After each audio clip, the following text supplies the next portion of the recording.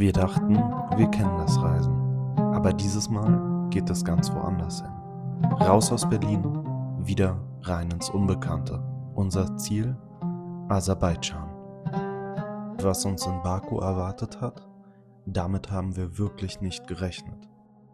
Mitten in dieser futuristischen Hauptstadt liegt ein Schatz aus einer anderen Zeit. Die Altstadt von Baku ist über 1000 Jahre alt. Ein Labyrinth aus Geschichte und Geheimnissen. Seit dem Jahr 2000 UNESCO-Weltkulturerbe. Hier stehen der Jungfrauenturm und der Palast des Shirivashas, Zeugen persischer, arabischer und russischer Geschichte. Bis heute leben rund 3000 Menschen in diesen ummauerten Vierteln. Nur ein paar Schritte von der Altstadt entfernt das neue Gesicht Bakus.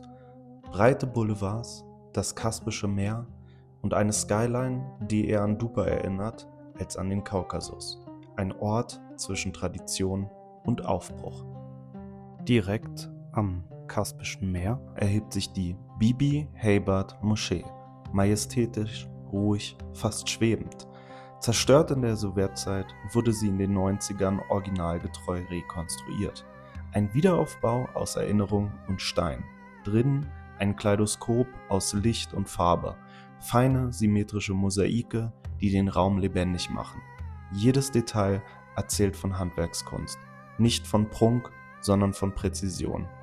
Auch wenn wir keinen religiösen Bezug haben, dieser Ort beeindruckt. Durch Stille, Architektur und das Gefühl, dass hier etwas bewahrt wurde, das größer ist als Worte.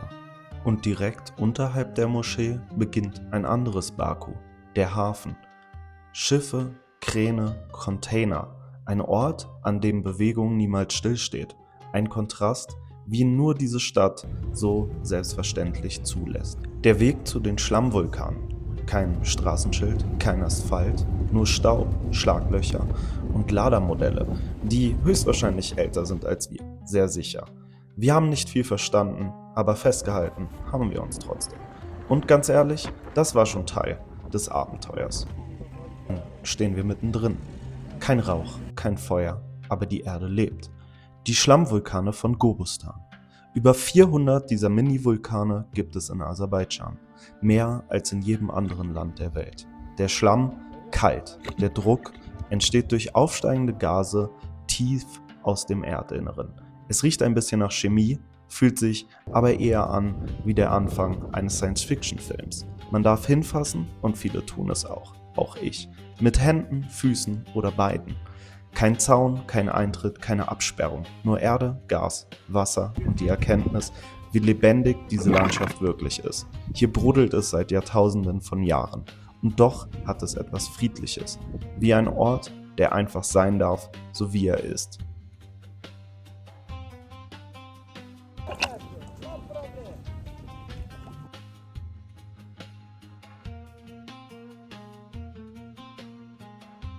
Der Ateshak-Tempel. Ein Ort, an dem einst echtes Erdgas aus dem Boden brannte. Schon vor Jahrhunderten kamen hier Zoroastrier und später Hindu-Pilger zusammen. Sie meditierten, lebten in Zellen rund um den Hof, opferten Speisen, hielten Zeremonien ab und glaubten, dass die ewige Flamme ein Zeichen der Reinheit sei. Janadak, aserbaidschanisch für brennender Berg. Es handelt sich um einen natürlichen Erdgasbrand, der seit Jahrhunderten ununterbrochen auf einem Hügel nahe Baku brennt. Bereits Marco Polo berichtete im 13. Jahrhundert von den brennenden Flammen Aserbaidschans.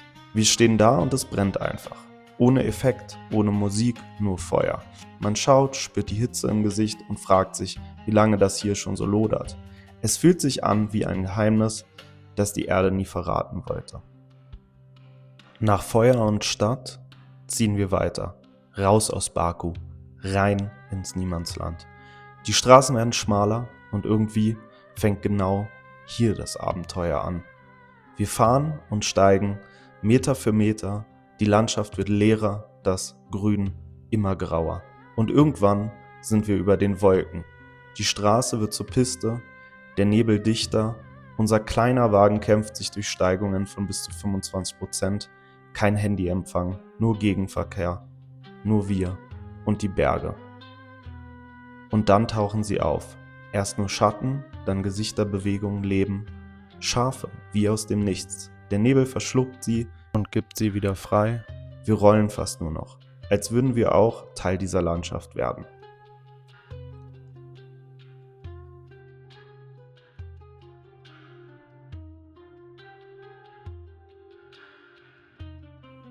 Nach Stunden auf der Straße sind wir da.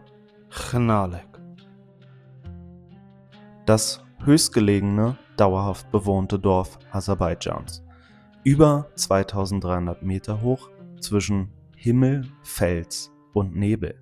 Hier leben rund 300 Menschen.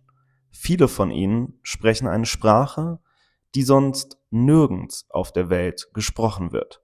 Ketsch, eine der seltensten Sprachen Europas. Bis vor wenigen Jahren war Chenalek kaum erreichbar. Kein Strom, kein Internet, keine Straße. Und obwohl sich das langsam ändert, fühlt sich vieles hier noch an wie vor 80 Jahren. Die Häuser aus Stein, das Wasser kommt aus Quellen, der Alltag ist einfach, aber irgendwie auch klarer. Wir sagen nichts mehr, wir schauen einfach. Atmen und merken, es gibt Orte, die nicht laut sein müssen, um einen nie wieder loszulassen.